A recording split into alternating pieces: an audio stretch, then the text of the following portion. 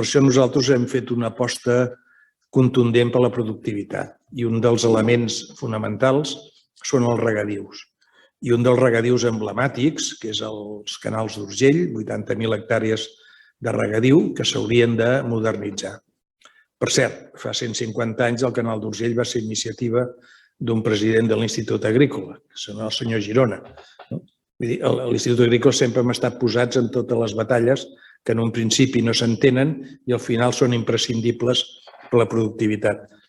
Doncs nosaltres vam presentar, enmig de la pandèmia, vam presentar un projecte de modernització dels canals d'Urgell que va ser entregat al ministre i també va ser presentat a la Moncloa, que vam anar juntament amb el secretari general d'aquí de Foment, i el que faltava és que la iniciativa privada de les zones dels canals d'Urgell teníem el recolzament de les principals empreses i també teníem el recolzament de la Junta del Canal, però no acaben de prendre la decisió de tirar endavant un PERTE a fi i efecte d'aprofitar aquests diners per modernitzar 83.000 hectàrees que generarien un volum important de llocs de treball, milloraríem la productivitat perquè en el moment que tu modernitzes el regadiu augmentes la productivitat, disminueixes el consum d'aigua, per tant hi ha tota una sèrie d'avantatges imprescindibles per aquesta.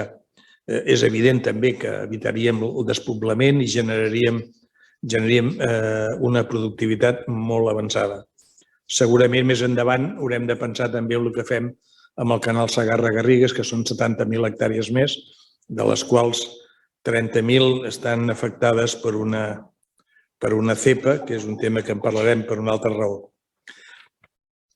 Per tant, el govern d'Espanya i el de Catalunya haurien de posar-se les piles i liderar aquest projecte del canal d'Urgell.